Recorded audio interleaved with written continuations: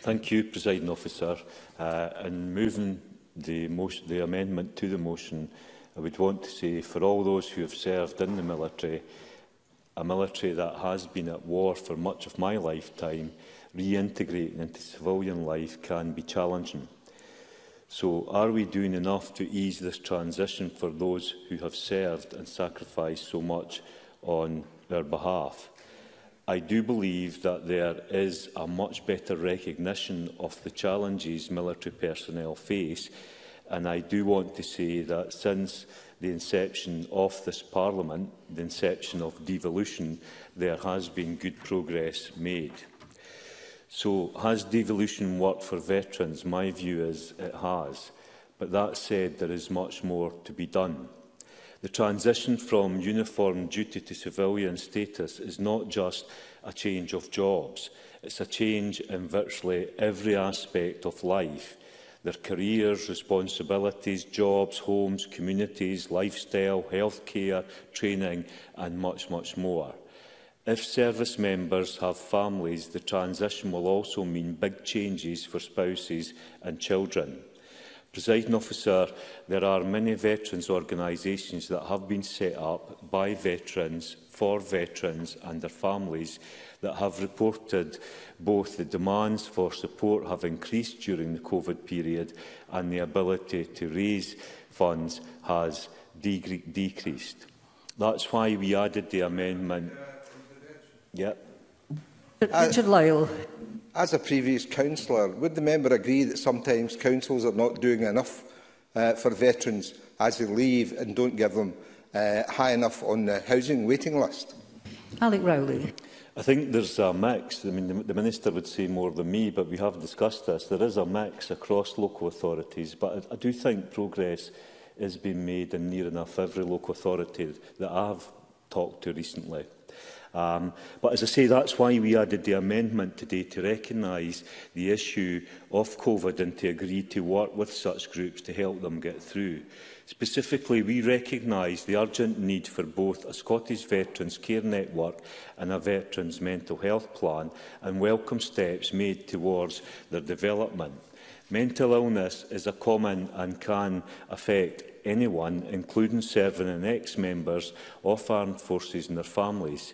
Some people cope with support from family and friends or by getting help with other issues in their lives. Others need clinical care and treatment, which could be from the NHS, support groups and indeed charities. Although it's completely normal to experience anxiety or depression after traumatic events, this can be tough to deal with. And at a time when demand is already stretched in mental health services and the demand is growing, it is important that governments work with all organisations that provide specific support for veterans. So I would say to the Minister that whilst good progress is being made, many of the Scottish Veterans Commissioner's recommendations have not yet been fully implemented. All of these recommendations surrounding areas like housing, health and employment are essential to ensure veterans are supported in Scotland. In areas like housing, as mentioned, where we have a chronic shortage, I know this is a challenge, but particularly older veterans must be able to rely on safe, good quality and affordable housing. Many people who have fought for their country bring long-term conditions back home with them.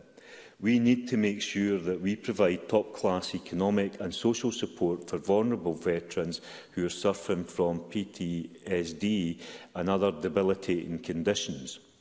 But as a Fifer, I could not speak in this debate today without mentioning the press headlines this morning that the UK Government are proposing to dismantle the Black Watch.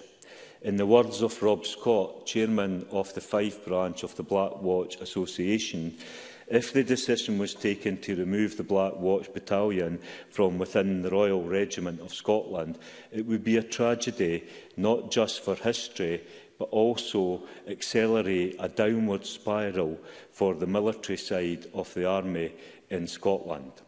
So the benefits to the benches opposite, I would say, have a word with your leaders in London. as they seem to be determined to destroy all things Scottish and tell them about the relationship between the Black Watch and communities across Fife and Scotland. And it is that relationship that means there is widespread support for veterans across Scottish communities. I also want to mention the families of those who did not come back from recent conflicts. And I will conclude on that point, Presiding Officer. I have met with many families of those who lost their lives, and I say our Parliament thinks of all those people today and in particularly at this time of year. Thank you.